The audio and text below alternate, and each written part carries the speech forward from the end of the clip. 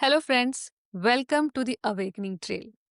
Today, we are diving into a crucial topic parenting in the age of hackers and AI. With kids growing up in a digital first world, how parents can ensure they are raising smart, secure, and responsible digital citizens. From managing screen time to protecting their online privacy, there is lot to consider. And who better to guide us through it than Sanjay Katkar, founder and CEO of Quick Hill? He brings years of expertise in cybersecurity and digital awareness, making him the perfect voice for this conversation. So, without further ado, let's jump right in.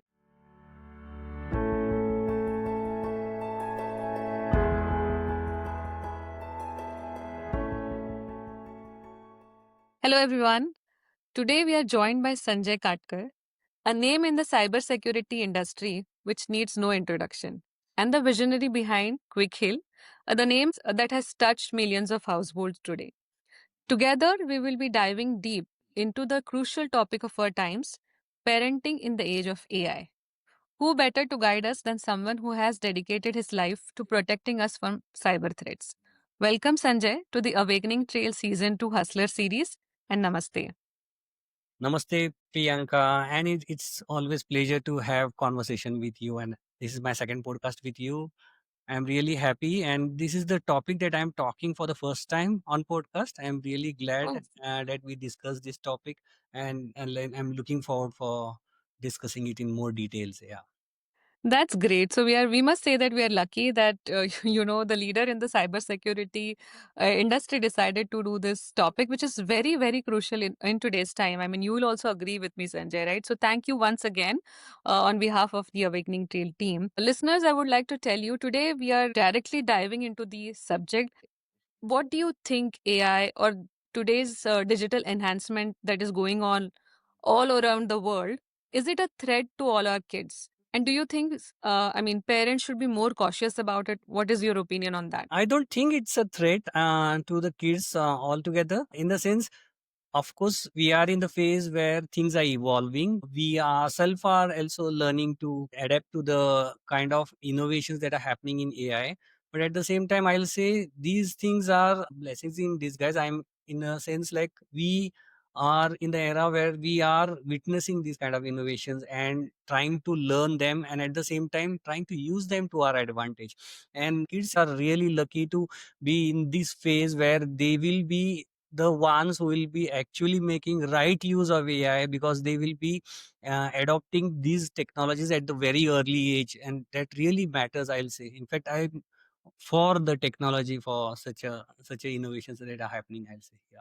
Lovely. That's interesting. So you are pro towards these technology enhancements, is what we understand. But now, as a parent, as a cybersecurity expert, how do you approach parenting differently in today's age? I mean, do you have any rules set in the house? How does that work, Sanjay? So honestly, Priyanka, the biggest difference is that I don't treat technology as something to be feared or locked away. Mm-hmm. Kids today are basically born with a smartphone in hand and an instinct to Google everything even before asking their parents. And I've Yeah. always believed that children today are far smarter than we give them credit for. Actually, so like they pick up new tech so fast, like many a times we are surprised how they are learning that fast. But then that is something that comes to them naturally, figuring out shortcuts or like constantly exploring. And so instead of trying to control them by putting like some kind of restrictions, I focus on educating them or having open conversations with them and helping them understand. Maybe like they may not understand the risk, but why certain things are risky. If you explain the dangers or share real examples with them and let Yeah. them experiment within like certain safe boundaries, they know like they can do much better experiment with that, and then within their own experimentation they learn a lot. And they know Uh-huh. that you are not just saying no, the parents care for them is what the feeling that they begins if you start sharing your experiences. And once they Right. trust you, they become more approachable to parents, and like whenever there is something wrong or something confusing online, they'll always approach you. So Right. we have to build that kind of trust in them actually. Yeah. Would you like to give any specific example that might have happened, with your kids back at home? And how did you handle that situation? Like any specific real life example that you would like to share with our listeners?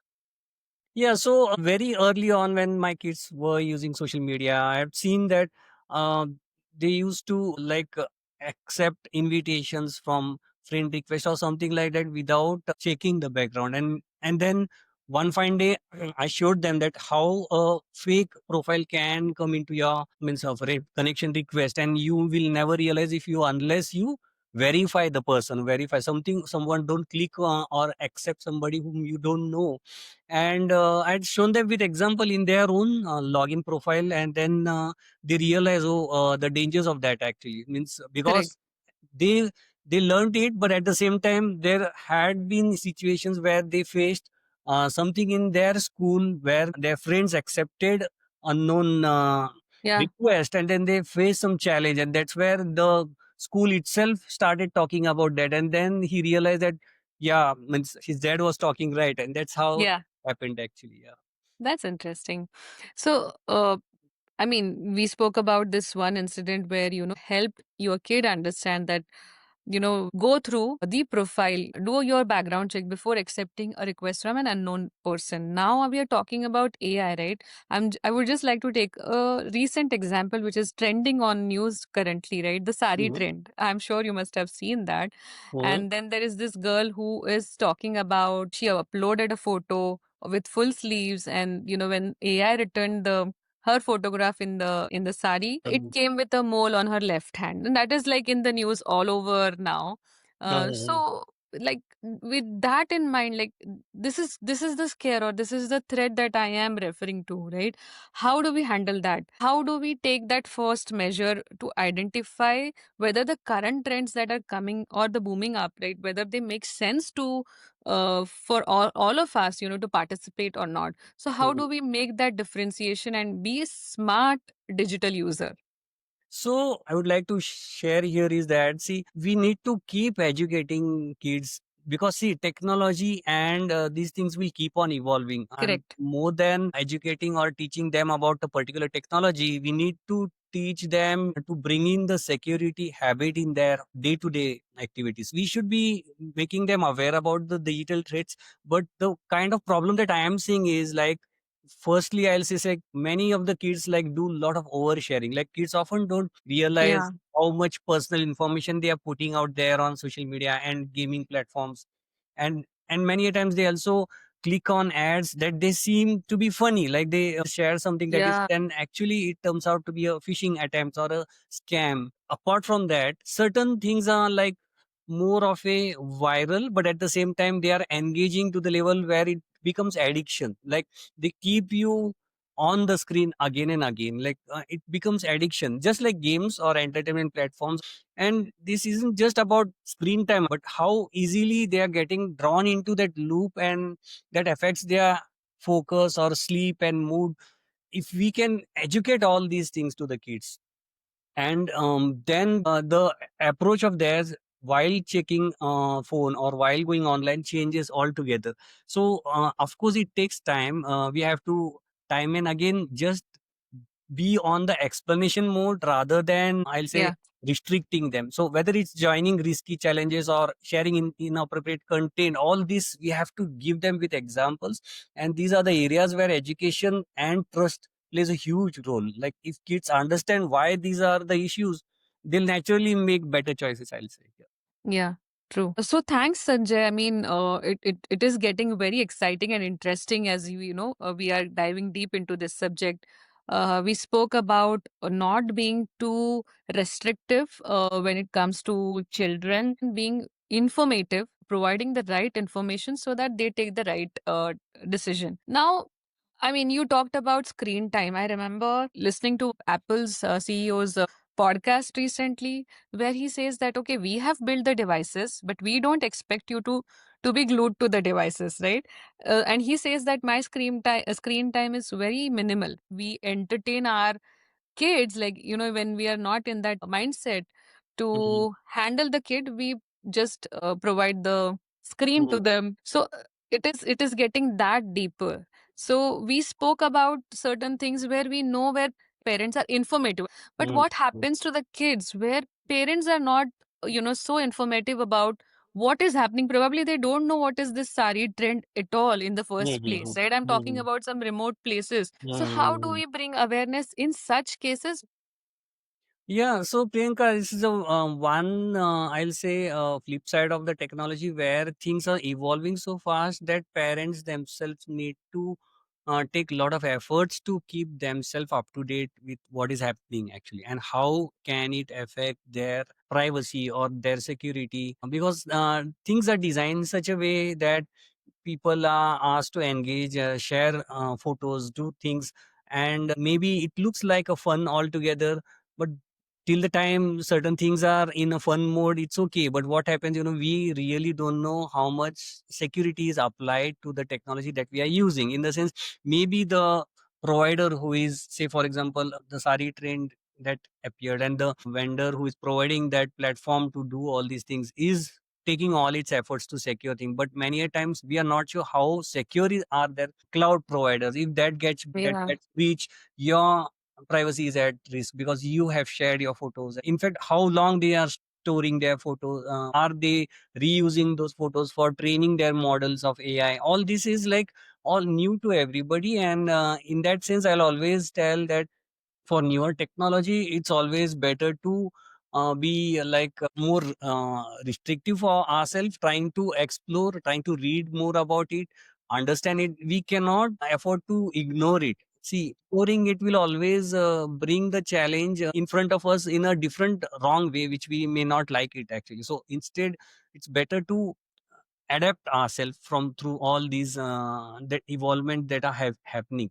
Especially I'll say sharing about photos or videos or switching on camera is something that I'll say is the most riskier thing to do. Hmm. Like, see, laptops, PCs, operating systems, they are there since like decades, and Yeah. the security for these technologies is evolved and matured to the level where they are taking care of making sure that the user is safe. But on the AI front, we are in the phase where things are evolving. People are yet to understand how it can be exploited. Then only the security will, like, see, security by default, basic security and all that is already there. But you never know how hackers are going to misuse that. Once that trend starts, then the loopholes and vulnerabilities are exposed, and then people start taking seriously. So now the focus is all towards innovating first, releasing faster on the, and their security is somewhat on a back burner. This will evolve, and in this phase I'll say we should be careful about sharing something that is sensitive on these platforms. I'd say. For AI, I'll say parents should be in the mode of learning themselves and Yeah. understanding the changes that are happening. As you rightly said, it can happen that even though we are careful, but then kids may not be careful while using that. So here I'll say there we should have some bifurcation, in a sense, say, for example, kids who are very younger needs to have certain restrictions, and if at all we are handling, we should be having the technological restrictions automatically put to them without them knowing that. So if you Yeah. have your home Wi-Fi, you can put restrictions or firewall on your Wi-Fi to make sure that anybody surfing on whatever device they have will not go to riskier sites. But once, I'm also of the opinion that if the kids are older than 8 9 years, they are more smarter. Any kind of restrictions becomes a stress between the parents and kids. See, if you talk about my experience, I always sit with kids and talk about what are their goals. For example, this year, how much percentage he thinks he can do. I want them to answer with their own plans, with their own studies. And then once he answers, how long you will have to study every day, how many, like say 1 hour, 2 hour. And he answers, I'll study these many hours. And then once he agrees himself, then he realizes, okay, I have to put timing. I can do surfing on weekends, or I'll do gaming only half an hour.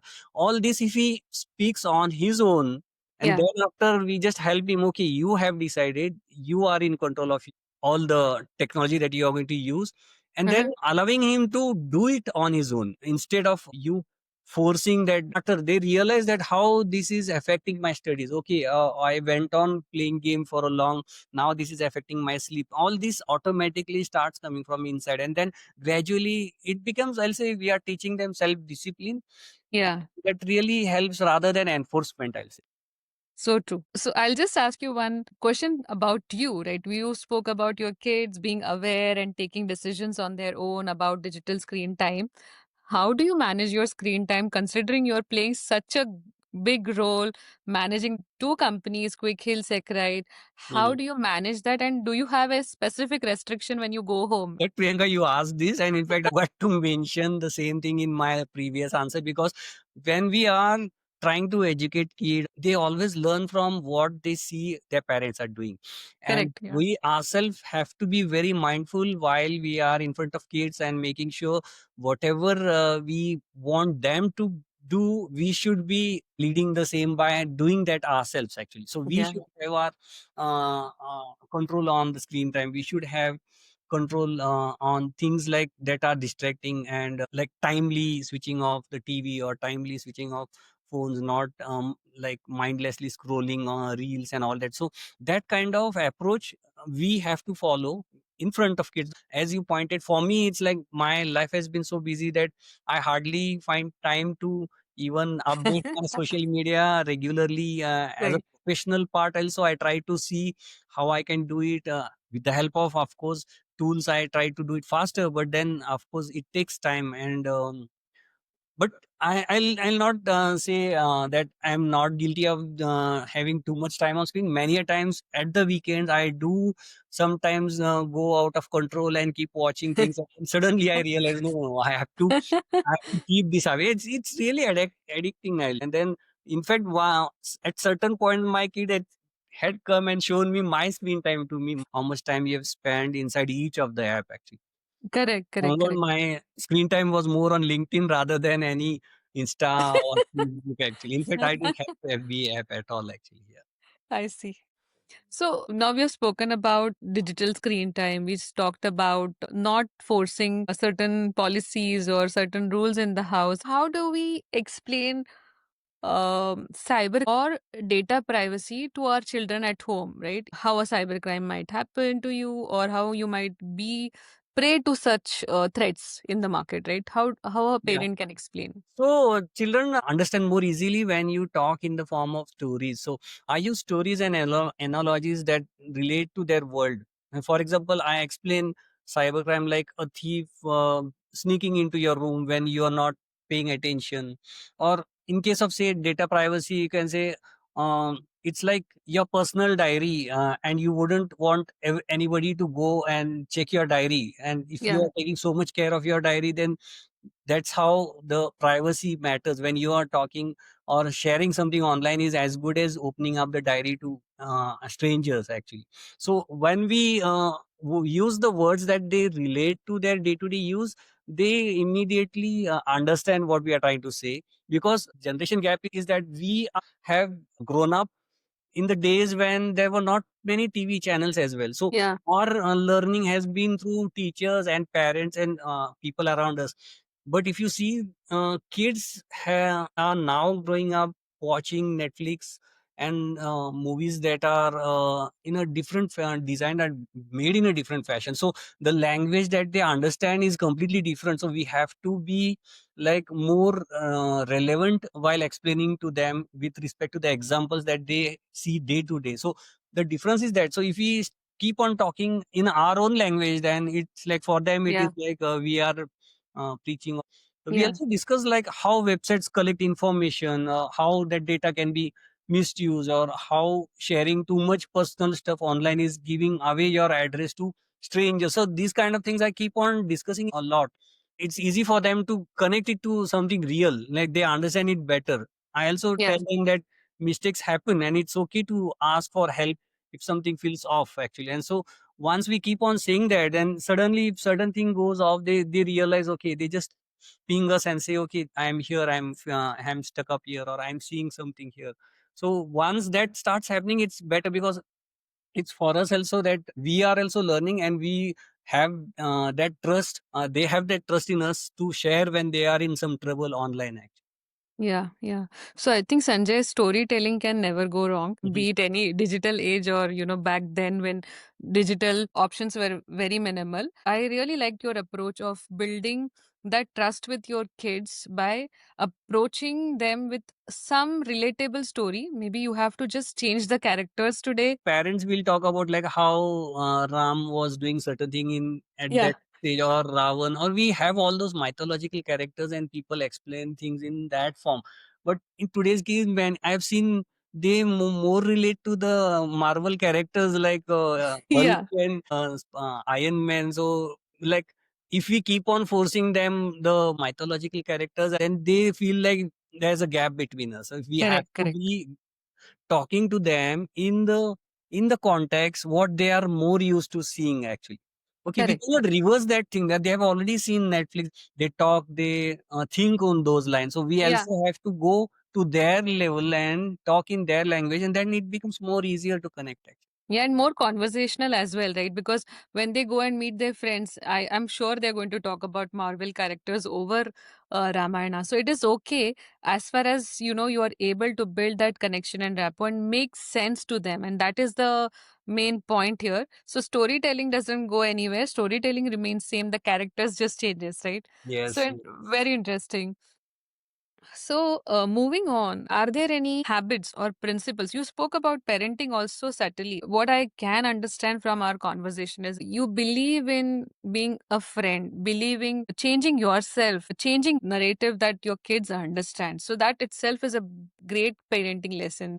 Are there any typical principles or habits that parents should adopt to keep their children digitally safe? And I'll also ask you one more question because I Mhm. remember we talked about data privacy. Nowadays, kids go online, they shop on various platforms, various applications. So, is there anything that we should be concerned about when it comes to kids buying things online? Mhm. Is there any data privacy law that we need to be aware of, Sanjay? Yeah. So we are working on data privacy related products, and what we have realized is that the Indian DPDP law, which is just becoming a law now, and it has already passed through Parliament, and now it will become a law.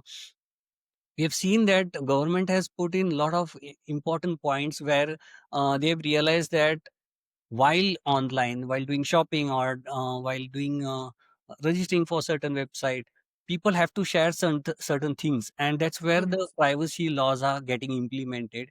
And government has made sure that all anybody who is sharing data, they have full control of the data, in the sense any party who is asking for data should have the consent of the user, and this consent is recorded, because now it has become a law. And anybody holding personal sensitive data, suppose for example I am a customer of say XYZ organization, I am shopping online on their website, they are collecting my name, address, phone number, Yeah. and that is sensitive. Now government has forced these business owners to make sure that they ask for the data only after having my consent, and after that they also have to show how and where they are going to use my data. Now all this they have designed initially with the thought that adults are understanding, because Good. it is a legal language. But then soon government has updated the policies where they realize that kids are also doing going online, kids are also doing shopping, and even not only shopping, registering on social media sites.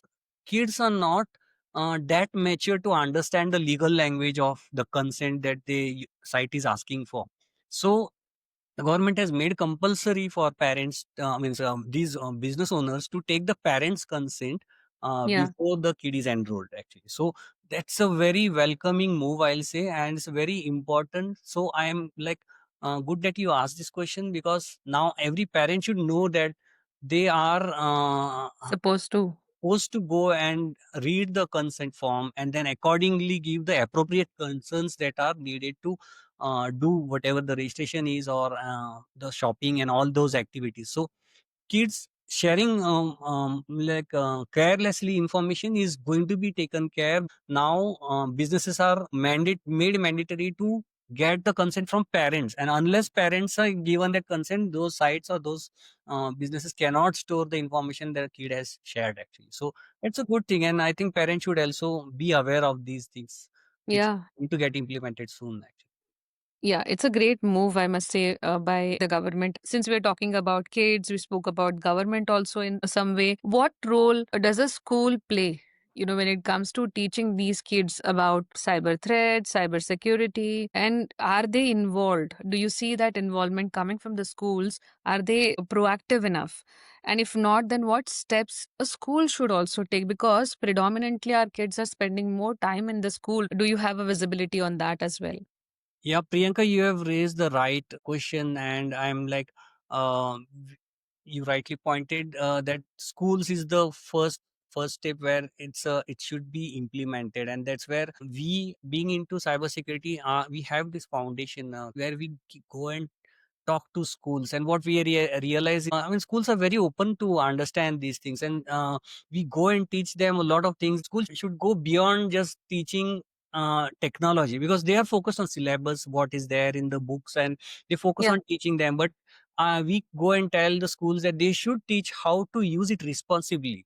It's very crucial, because that part is missing in the books as well. So things like recognizing phishing links or setting strong password, having uh, uh, online hygiene, like making sure that you don't do anything that can risk your device as well as your identity. So setting strong password, like understanding online scams, how scams are happening, and respecting others privacy, because kids are not aware of those things. Privacy not for yourself but also for others. Like, you are not sharing your photos, but if you are taking photos of teachers or somebody else and Mm-hmm. sharing it on social media, is again a privacy issue actually. It's illegal. And or if we can educate school kids in those early learning years, it's like very great. So they should also talk about like digital well-being, how screen time affects sleep, emotions, and relationships. All this should be covered in the syllabus. So teachers teaching kids how to verify information before sharing is something that we make sure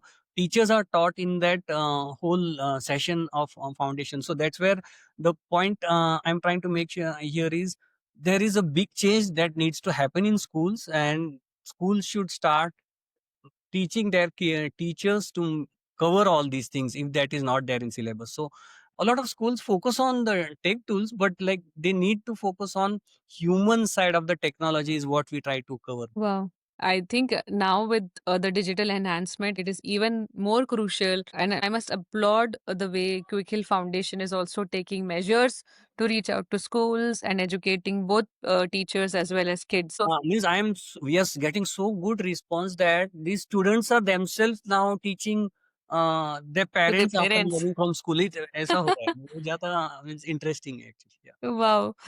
That reminds me, in season one, right, I interviewed a social activist Mm-hmm. and she made one point, Sanjay, which is very important. She Mm-hmm. said Adivasis specifically, because she worked for Palghar region, and she says that their senses are very active. Why? Because they're not so used to the digital screens.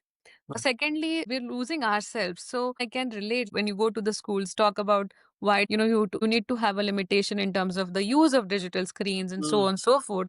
See, if we just say कि अरे that's going to affect your sleep, they don't realize how, because this is a slower process. So we need Correct. to explain how things are changing. If we keep stressing our body for certain thing to, like, we never realize that we are stressing that much. Like, as you rightly pointed, the thing about the that observation was made about Adivasi, I am like very much relating that, because if we what God has given us this body, if we don't use certain thing, that it gradually loses that effectiveness. So if we are Correct.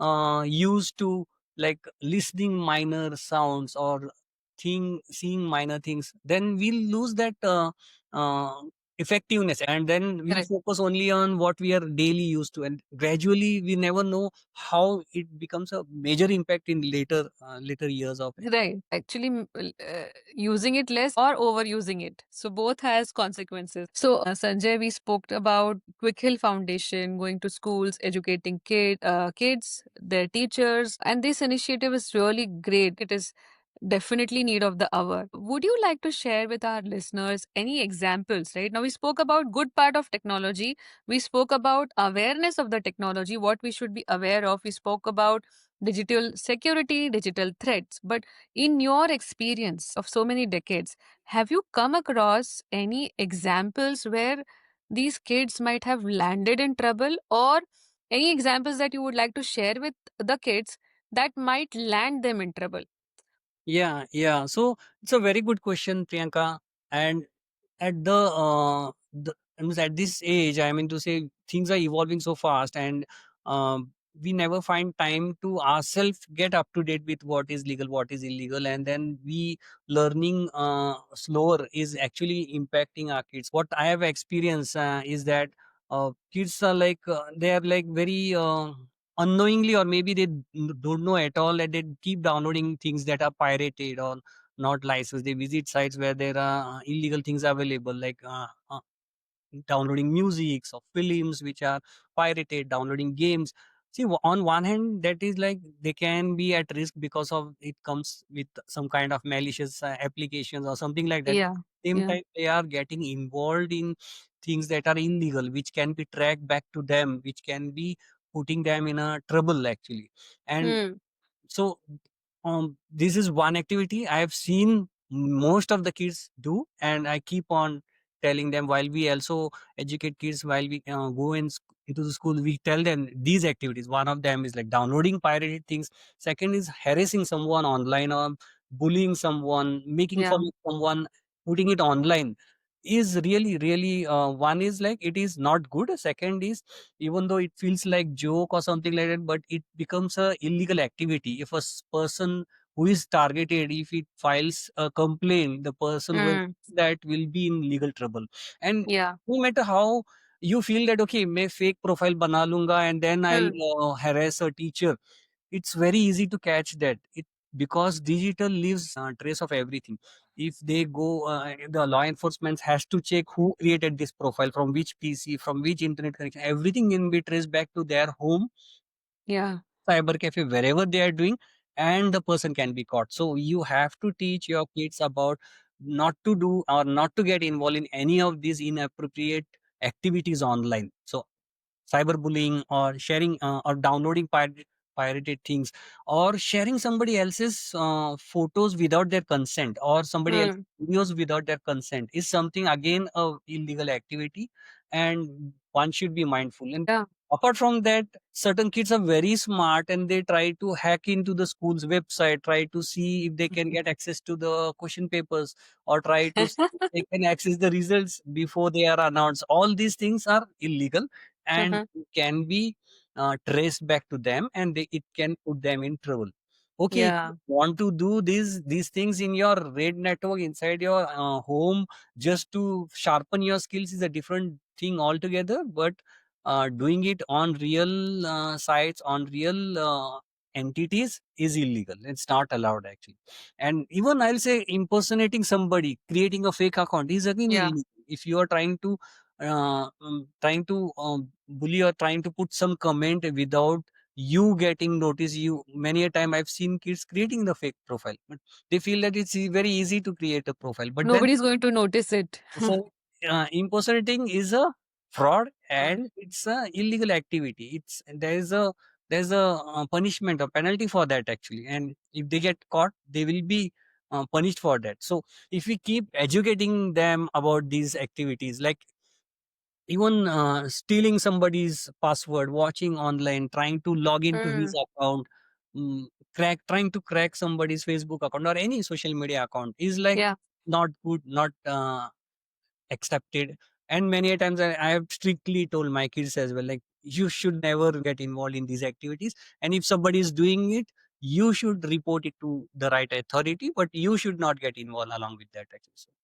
Because Wow. many a times I've seen kids get under peer pressure. Somebody is doing, I should also do. Mm, If yeah. in this reel, I should also do. All this is like addiction kind of thing, without realizing that they are doing illegal activities. So as a parent, we should keep them educated about what is legal, what is illegal actually, and why Yeah. legal is. If we explain it in the right fashion, then it will be a good thing. Because see, for example, bullying happens a lot in kids.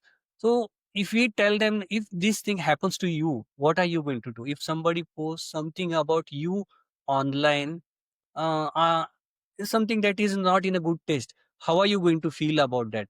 If that is not, you don't like that, the same thing you should not be doing to anybody. So whatever Yes. you are writing, first think that if somebody writes that comment to you, are you going to accept it in a open manner? And then only you should be writing that. So that level of awareness we need to bring in them actually.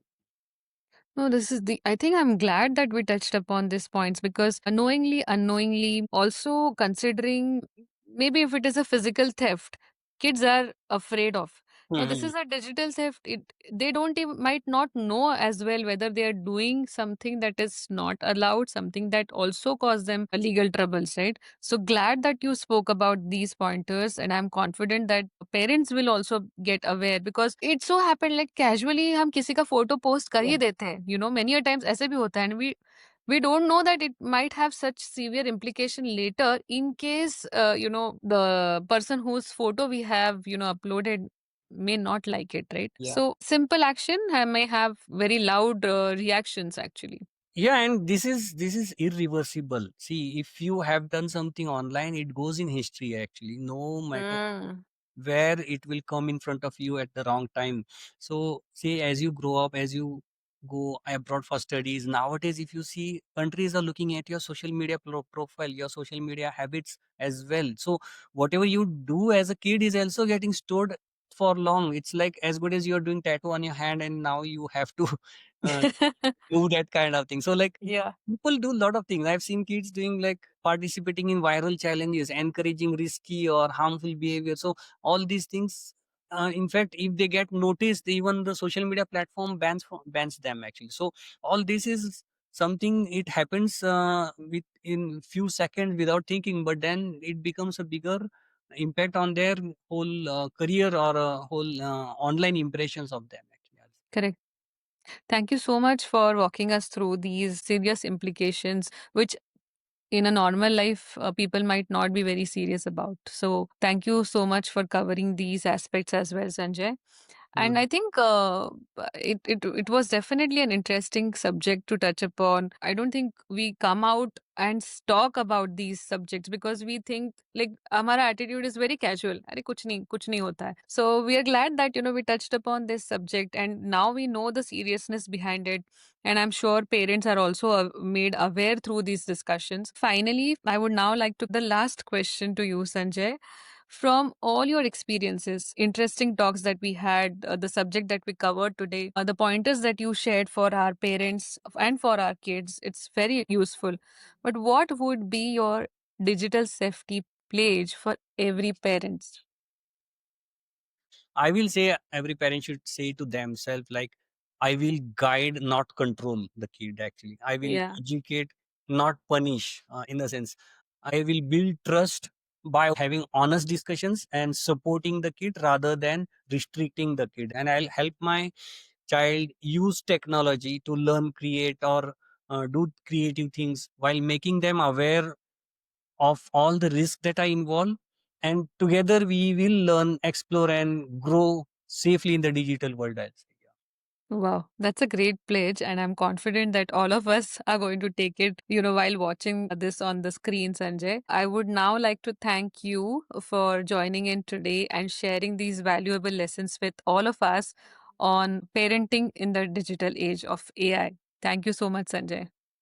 Thank you, Priyanka. In fact, I am really glad that you touched upon this subject and decided to do this podcast, because as I said, this is the first time I'm talking about Yeah. parental things in this digital age, and realize after discussing with you that there is so much to share and so much to learn as well. And so unless we have these kind of discussions, it's like it's our duty to do and educate everybody else with this. Actually, I being from cybersecurity vertical and doing so many uh, activities to protect all the digital devices and I'll say organizations, governments, and all that. But then we should also have this kind of discussions to bring in the cultural change among the parents Yeah, and kids. Actually, yeah. yeah, yeah. Thank you once again. Thank you, thank you. All right, friends. That's a wrap on today's insightful conversation with Sanjay Katkar. He shared some truly valuable thoughts on navigating the challenges of parenting in the digital age. In a world filled with AI and ever evolving technology, there is a fine line between how helpful these tools can be and how harmful they might become for our children. After all, it all comes down to balance and awareness. If you found value in this discussion on parenting in the AI era, don't forget to like, share, and subscribe. It really helps us grow and reach more mindful parents like you. Until next time, be happy, make everyone around you happy, stay as close to nature as possible, and love everyone. And always remember, beyond the veil, the trail begins. We'll see you all next week with yet another inspiring episode. Until then, take care.